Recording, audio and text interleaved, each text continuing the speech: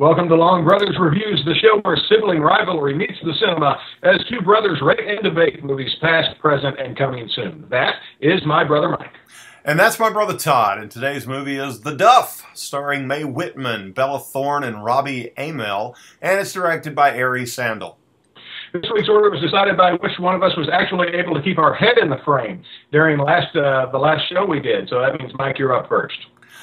The Duff is a teen comedy with a little lesson attached. It's the sort of B picture they used to make a lot of in the 80s and 90s, but not so much anymore. So when you see one today that's even remotely well made, it gets compared to the only ones people remember, the movies of John Hughes. The Duff isn't as good as any of those. It's a second-tier picture, but these days it has that tier to itself, which is a shame because I really like those pictures.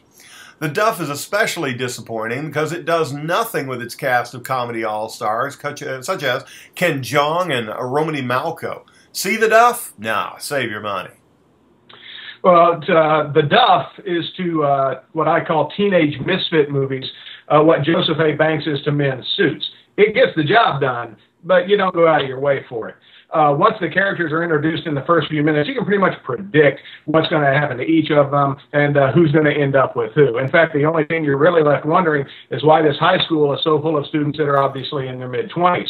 As far as bringing something new to this genre, the film does have a fairly significant cyberbullying aspect, but you know that's just a reflection of the times. When they made these films during my high school years, they had to include references to MTV and leg warmers.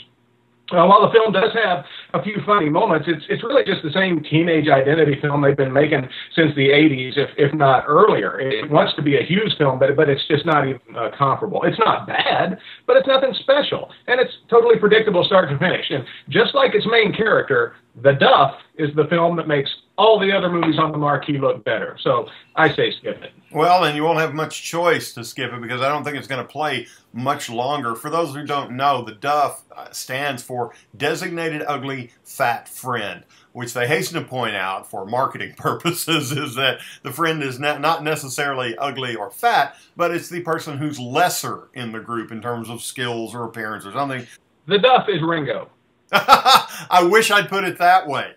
You know, Ken Jeong is in this, who you know from Community. He's very funny, but he's given nothing to do here. You could have assigned literally anyone in their 30s to 50s to play his role, and you've gotten the same laughs, the same everything. He did nothing. Yeah, I had when I saw him on the screen, I thought, oh, wow, cool, we're going to get some funny stuff here. And especially when I saw Romany Malco, who is 40-year-old virgin in one of my favorite films, and he was just so funny in that.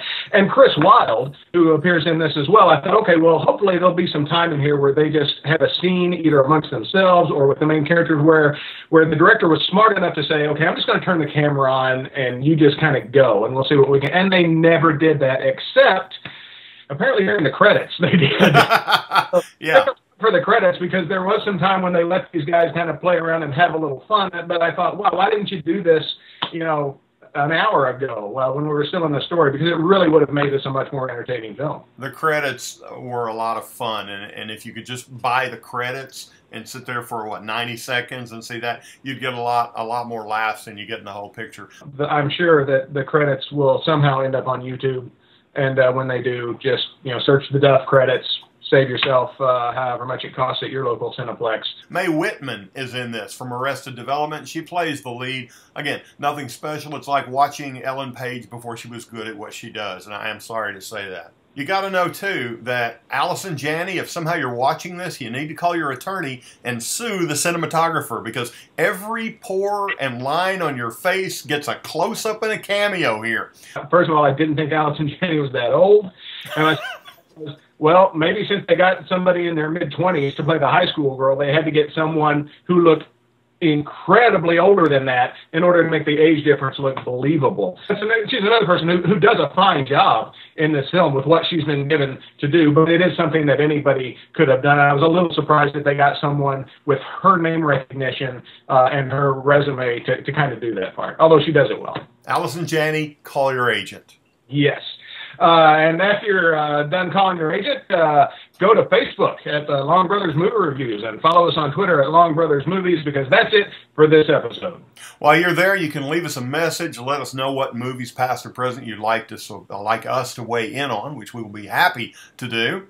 And we'll also be happy if there's a film that you and a friend don't see eye to eye on. You can tell us what that film is, and we'll tell you which one of you is right. So until next time, that's my brother Todd. And that's my brother Mike saying, we're on a mission from God. All right.